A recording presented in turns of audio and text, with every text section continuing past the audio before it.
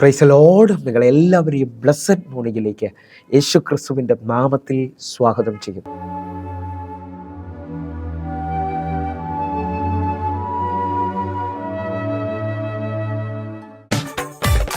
ഓരോ നിമിഷവും എൻ്റെ കൂടെയുണ്ട്, ഓരോ ചുവടിലും എൻ്റെ കൂടെയുണ്ട്. എൻ്റെ അവസ്ഥകളും മനോവിചാരവും അറിയുന്ന നാഥൻ കൂടെയുണ്ട്. ഓരോ നിമിഷവും എൻ്റെ കൂടെയുണ്ട്, ഓരോ ചുവടിലും എൻ്റെ കൂടെയുണ്ട്. എൻ്റെ അവസ്ഥകളും മനോവിചാരവും അറിയുന്ന നാഥൻ കൂടെയുണ്ട്. എത്ര സ്നേഹം, എത്ര സ്നേഹം, വർണ്ണിപ്പാൻ അസാധ്യമോ. എത്ര സ്നേഹം, എത്ര സ്നേഹം, വർണ്ണിപ്പാൻ അസാധ്യമോ. വർണ്ണിപ്പാൻ അസാധ്യമോ, വർണ്ണിപ്പാൻ അസാധ്യമോ.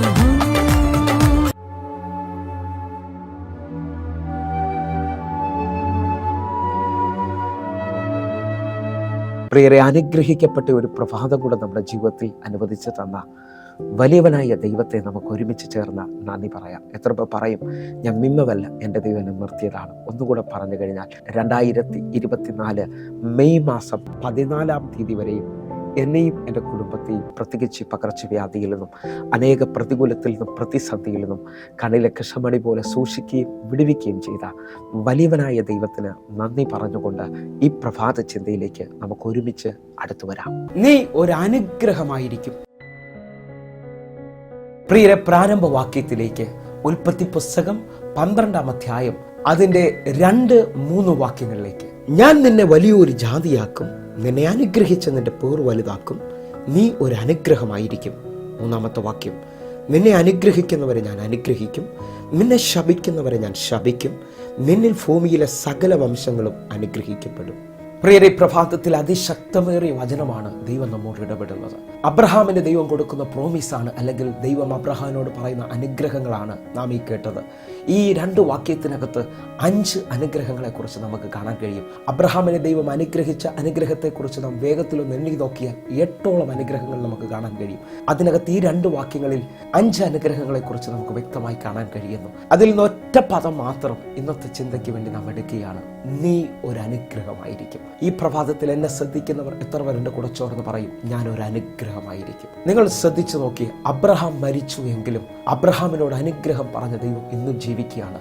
അവൻ്റെ ആത്മാവിൽ നിറഞ്ഞു ജീവിക്കുന്ന ഓരോരുത്തർക്കും അനുഗ്രഹം ഇന്നും അനുഭവിക്കാൻ കഴിയും. മത്തായിയുടെ സുവിശേഷം തുടങ്ങുന്ന വാക്യങ്ങൾ നാം ശ്രദ്ധിച്ചു നോക്കിയാൽ മത്തായി വംശാവലി അബ്രഹാമിലാണ് തുടങ്ങുന്നത്.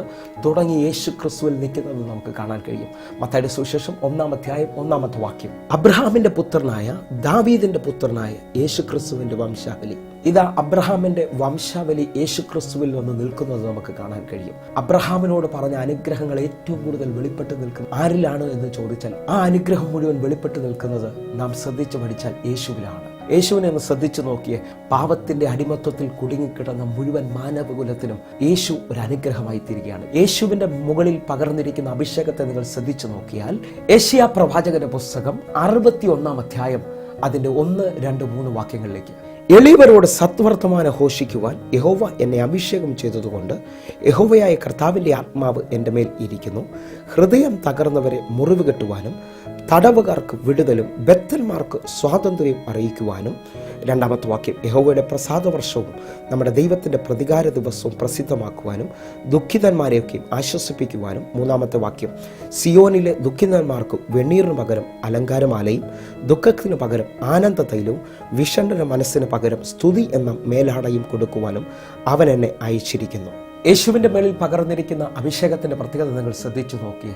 ഹൃദയം തകർന്നിരിക്കുന്ന മുറിവ് കെട്ടുകയും ബദ്ധന്മാരെ സ്വതന്ത്രമാക്കുകയും ചെയ്യുന്നു.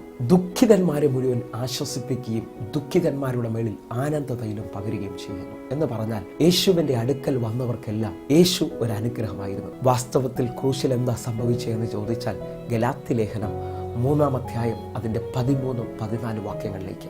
മരത്തിന്മേൽ തൂങ്ങുന്നവൻ എല്ലാം ശപിക്കപ്പെട്ടവൻ എന്ന് എഴുതിയിരിക്കുന്നത് പോലെ ക്രിസ്തു നമുക്ക് വേണ്ടി ശാപമായി തീർന്നു. ന്യായപ്രമാണത്തിൻ്റെ ശാപത്തിൽ നിന്ന് നമ്മെ വിലയ്ക്ക് വാങ്ങി. 14-ാമത്തെ വാക്യം. അബ്രഹാമിൻ്റെ അനുഗ്രഹം ക്രിസ്തുവേശുവിൽ ജാതികൾക്ക് വരേണ്ടതിന് നാം ആത്മാവെന്ന വാഗ്ദത്ത വിഷയം വിശ്വാസത്താൽ പ്രാപിപ്പാൻ തന്നെ. യേശുവിൻ്റെ കാൽവരി ക്രൂശിൽ എൻ്റെയും നിങ്ങളുടെ ശാപത്തെ അവൻ ചുമന്നു. എനിക്കും നിങ്ങൾക്ക് പകരമായി യേശു കർത്താവ് ശാപമായി തീർന്നു. ഈ വചനം കേട്ടുകൊണ്ടിരിക്കുന്ന പലവരും ഈ സമയത്ത് പറയുന്നുണ്ട്, പാസ്റ്റർ, ഞാൻ ആയിരിക്കുന്ന മേഖലകളിലെല്ലാം ഒരു പ്രശ്നമായിട്ടാണ് കാണുന്നത്. ജോലി സ്ഥലത്ത് ഞാനൊരു പ്രതികൂലം അനുഭവിക്കുന്നു. എൻ്റെ വീട്ടിൽ എനിക്കൊരു സ്വസ്ഥതയില്ല. എൻ്റെ കമ്മ്യൂണിറ്റിയിൽ, എൻ്റെ ബന്ധുക്കാരുടെ മധ്യത്തിൽ ഞാനൊരു നിന്ദാപാത്രമാണ്. യേശുവിൻ്റെ ക്രൂശീകരണത്തിലൂടെ എനിക്കും നിങ്ങൾക്കും വെളിപ്പെട്ട ഏറ്റവും വലിയ അനുഗ്രഹം എന്ന് ചോദിച്ചാൽ എൻ്റെയും നിങ്ങളുടെയും ശാപത്തെ അവൻ അനുഗ്രഹമാക്കി തീർത്തു. ഒന്നുകൂടെ പറഞ്ഞാൽ അബ്രഹാമിൻ്റെ അനുഗ്രഹം ദൈവത്തിൻ്റെ ആത്മാവിലൂടെ എനിക്കും നിങ്ങൾക്കും അവകാശമാക്കുവാൻ കഴിയും. എത്ര പേർ ആത്മാവിൽ നിറഞ്ഞുകൊണ്ട് ഈ പ്രഭാതത്തിൽ എൻ്റെ കൂടെ ചേർന്ന് പറയും, ഞാനൊരു അനുഗ്രഹമാണ്. ഹല്ലേലൂയ. ഞാനായിരിക്കുന്ന കമ്മ്യൂണിറ്റിയിൽ, ഞാൻ ഇടപെടുന്ന മേഖലകളിലെല്ലാം ഞാനൊരു അനുഗ്രഹമാണ്. അങ്ങനെ വിശ്വസിക്കുന്നവർ വീണ്ടും വീണ്ടും ആ വാഗ്ദത്തത്തെ പറഞ്ഞുകൊണ്ട് അവകാശത്തിലേക്ക് വന്നാട്ടെ. നീ ഒരു അനുഗ്രഹമായിരിക്കും, ഞാനൊരു അനുഗ്രഹമായിരിക്കും. ഞാൻ എൻ്റെ ഭവനത്തിന്, എൻ്റെ തലമുറയ്ക്ക്, എൻ്റെ കുടുംബത്തിന് ഞാനൊരു അനുഗ്രഹമായിരിക്കും. അങ്ങനെ വിശ്വസിക്കുന്നവർക്ക് വേണ്ടി ഞാൻ ഒരു വാക്ക് പ്രാർത്ഥിക്കാൻ പോകുന്നു. ഞങ്ങളെ സ്നേഹിക്കുന്ന ഞങ്ങളുടെ നല്ല കർത്താവേ, ഈ പ്രഭാതത്തിൽ ഞങ്ങൾ വിശ്വസിച്ചുകൊണ്ട് അബ്രഹാമിൻ്റെ അനുഗ്രഹത്തെ ആത്മാവിൽ ഞങ്ങൾ അവകാശമാക്കുകയാണ്. ഞാനൊരു അനുഗ്രഹമായിരിക്കും. ഞാനായിരിക്കുന്ന മേഖലകളിലെല്ലാം, എൻ്റെ ജോലി സ്ഥലത്ത്, എൻ്റെ കുടുംബത്തിൽ, എൻ്റെ കമ്മ്യൂണിറ്റിയിൽ, എൻ്റെ ബന്ധുക്കാരുടെ മധ്യത്തിലെല്ലാം ഞാനൊരു അനുഗ്രഹമായിരിക്കും. ഇന്നു മുതൽ ആ വാഗ്ദത്തത്തെ ഞാൻ അവകാശം പറയുകയാണ്. യേശുവിൻ നാമത്തിൽ ഞാൻ പ്രാർത്ഥിക്കുന്നപ്പ എന്നെ കാണുന്ന ഓരോ മക്കളും അനുഗ്രഹമായി തീരട്ടെ. യേശുവിൻ നാമത്തിൽ പ്രാർത്ഥിക്കുന്നു. ആമേൻ, ആമേൻ. പ്രിയരെ, പ്രഭാത സന്ദേശം നിങ്ങൾക്ക് അനുഗ്രഹമാകുന്നു എങ്കിൽ എന്നെ കേൾക്കുന്നവരെ നമ്മുടെ യൂട്യൂബ് ചാനൽ സബ്സ്ക്രൈബ് ചെയ്യും, ഫേസ്ബുക്കിലേക്ക് നിങ്ങൾ ജോയിൻ ചെയ്യണമെന്ന് ഓർപ്പിക്കുന്നു. അതേപോലെ എല്ലാ ദിവസവും നമുക്ക് സൂമിൽ ആരാധന നടക്കുകയാണ്. നിങ്ങളെയും ക്ഷണിക്കുന്നു. എങ്കിൽ ഈ പ്രഭാതം ഏറ്റവും അനുഗ്രഹമായി തീരട്ടെ. God bless you. ആമേൻ.